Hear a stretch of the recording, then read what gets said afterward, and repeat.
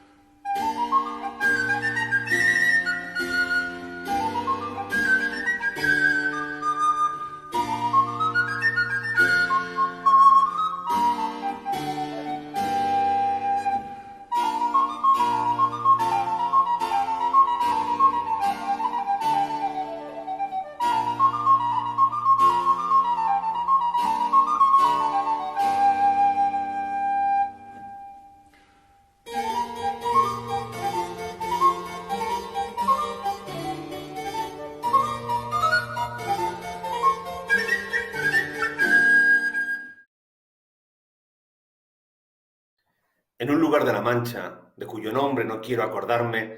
no mucho tiempo que vivía un hidalgo, de los de lanza en astillero, adarga antigua, rocín flaco y galgo corredor. Una olla de algo más vaca que carnero, salpicón las más noches, duelos y quebrantos los sábados, lentejas los viernes, algún palomino de añadidura los domingos, consumían las 3 partes de su hacienda.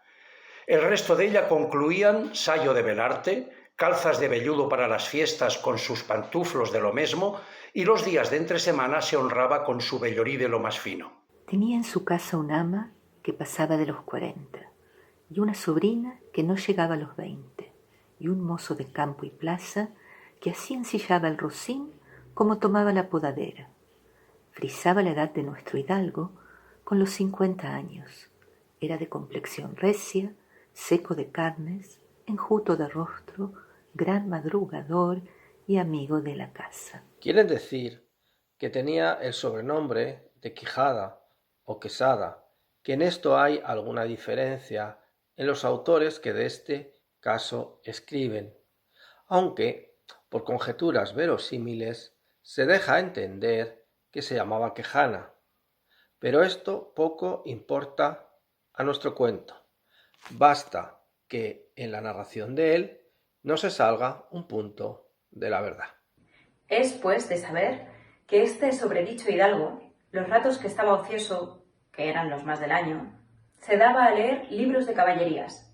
con tanta afición y gusto, que olvidó casi de todo punto el ejercicio de la caza y aun la administración de su hacienda. Y llegó a tanto su curiosidad y desatino en esto, que vendió muchas hanegas de tierra de sembradura para comprar libros de caballerías en que leer, y así llevó a su casa todos cuantos pudo haber de ellos. Y de todos, ningunos les parecían tan bien como los que compuso el famoso Feliciano de Silva,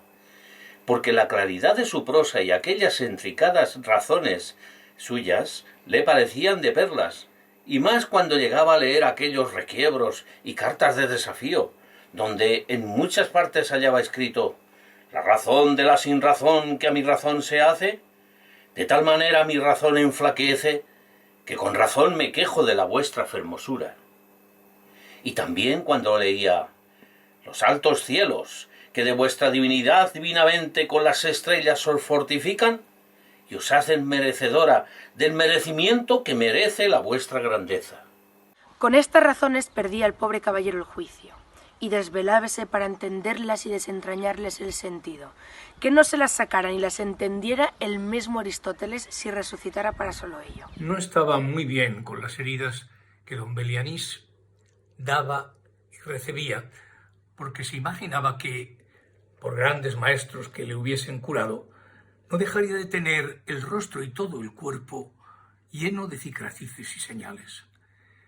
Pero con todo, alababa en su autor aquel acabar su libro con la promesa de aquella inacabable aventura, y muchas veces le vino deseo de tomar la pluma y darle fin al pie de la letra como allí se promete. Y sin duda alguna lo hiciera, y aún saliera con ello, si otros mayores y continuos pensamientos no se lo estorbaran. Tuvo muchas veces competencia con el cura de su lugar, que era hombre docto graduado en Sigüenza, sobre cuál había sido mejor caballero, Palmerín de Inglaterra o Amadís de Gaula. Mas maese Nicolás, barbero del mismo pueblo, decía que ninguno llegaba al caballero del Febo, y que si alguno se le podía comparar, era don Galaor, hermano de Amadís de Gaula, porque tenía muy acomodada condición para todo, que no era caballero melindroso ni tan llorón como su hermano, y que en lo de la valentía no le iba en zaga. En resolución, él se enfrascó tanto en su lectura que se le pasaban las noches leyendo de claro en claro y los días de turbio en turbio. Y así, del poco dormir y del mucho leer, se le secó el cerebro de manera que vino a perder el juicio.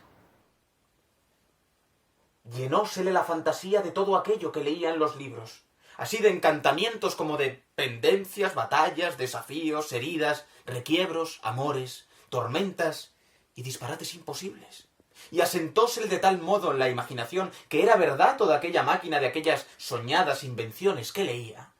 que para él no había otra historia más cierta en el mundo. Decía él que el Cid Ruy Díaz había sido muy buen caballero, pero que no tenía que ver con el caballero de la ardiente espada, que de solo un revés había partido por medio dos fieros y descomunales gigantes. Mejor estaba con Bernardo del Carpio, porque en Roncesvalles había muerto a Roldán el Encantado, valiéndose de la industria de Hércules, cuando ahogó a Anteo, el hijo de la tierra, entre los brazos. Decía mucho bien del gigante Morgante, porque con ser de aquella generación gigante que todos son soberbios y descomedidos, él solo era afable y bien criado. Pero sobre todos estaba bien con Reinaldos de Montalbán, y más cuando le veía salir de su castillo y robar cuantos topaba, y cuando en Allende robó aquel ídolo de Mahoma, que era todo de oro, según dice su historia. Diera él por dar una mano de coces al traidor de Galalón, al ama que tenía y aún a su sobrina, de añadidura. En efecto, rematado ya su juicio,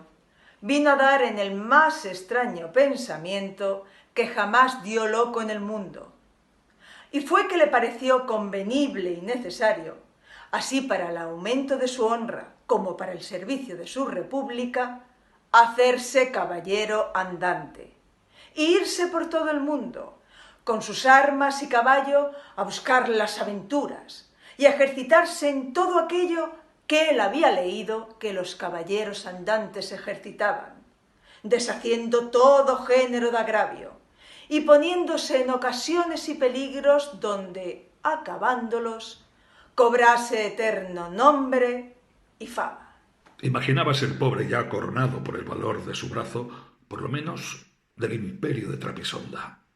Y así, con estos tan agradables pensamientos, llevado del extraño gusto que en ellos sentía, se dio priesa a poner en efecto lo que deseaba. Y lo primero que hizo fue limpiar unas armas que habían sido de sus bisabuelos, que tomadas de orín y llenas de moho, luengos siglos había que estaban puestas y olvidadas en un rincón. Limpiólas y aderezólas lo mejor que pudo, pero vio que tenían una gran falta, y era que no tenían celada de encaje, sino morrión simple. Mas a esto suplió su industria, porque de cartones hizo un modo de media celada que, encajada con el morrión, hacían una apariencia de celada entera. Es verdad que para probar si era fuerte y podía estar al riesgo de una cuchillada, sacó su espada y le dio 2 golpes, y con el primero y en un punto deshizo lo que había hecho en una semana. Y no dejó de parecerle mal la facilidad con que la había hecho pedazos, y por asegurarse de este peligro, la tornó a hacer de nuevo poniéndole unas barras de hierro de por de dentro, de tal manera que él quedó satisfecho de su fortaleza, y sin querer hacer nueva experiencia de ella, la diputó y tuvo por celada finísima de encaje. Fue luego a ver su rocín, y aunque tenía más cuartos que un real y más tachas que el caballo de Gonela, que tanto un pelisetosa fuit, le pareció que ni el bucéfalo de Alejandro ni Babieca el del Cid con él se igualaban. 4 días se le pasaron en imaginar qué nombre le pondría. Porque según se decía él a sí mismo, no era razón que caballo de caballero tan famoso y tan bueno él por sí estuviese sin nombre conocido. Y ansí procuraba acomodársele de manera que declarase quién había sido antes que fuese de caballero andante y lo que era entonces. Pues estaba muy puesto en razón que mudando su señor estado, mudase él también el nombre, y le cobrase famoso y de estruendo, como convenía a la nueva orden y al nuevo ejercicio que ya profesaba. Y así, después de muchos nombres que formó, borró y quitó, añadió, deshizo y tornó a hacer en su memoria e imaginación. Al fin le vino a llamar Rocinante, nombre, a su parecer, alto, sonoro y significativo de lo que había sido cuando fue Rocín, antes de lo que ahora era, que era antes y primero de todos los rocines del mundo. Puesto nombre y tan a su gusto a su caballo, quiso ponérselo a sí mismo, y en este pensamiento duró otros 8 días, y al cabo se vino a llamar Don Quijote, de donde, como queda dicho, tomaron ocasión los autores de esta tan verdadera historia, que sin duda se debía de llamar Quijada y no Quesada, como otros quisieron decir. Pero, acordándose que el valeroso Amadís no sólo se había contentado con llamarse Amadís a secas, sino que añadió el nombre de su reino y patria por épita famosa y se llamó Amadís de Gaula, así quiso, como buen caballero, añadir al suyo el nombre de la suya y llamarse Don Quijote de la Mancha, con que, a su parecer, declaraba al vivo su linaje y patria y la honraba con tomar el sobrenombre de ella. Limpias pues sus armas, hecho del morrión celada, puesto nombre a su rocín y confirmándose a sí mismo, sería entender que no le faltaba otra cosa sino buscar una dama de quien enamorarse, porque el caballero andante sin amores era árbol sin hojas y sin fruto, y cuerpo sin alma. Decíase él: si yo por malos de mis pecados o por mi buena suerte me encuentro por ahí con algún gigante, como de ordinario les acontece a los caballeros andantes, y le derribo de un encuentro o le parto por mitad del cuerpo o finalmente le venzo y le rindo, ¿no será bien tener en quien enviarle presentado y que entre y se hinque de rodillas ante mi dulce señora y diga con voz humilde y rendido: yo, señora, soy gigante Caraculeambro, señor de la ínsula Malindrania, a quien venció en singular batalla el jamás como se debe alabado caballero Don Quijote de la Mancha, el cual me mandó que me presentase ante vuestra merced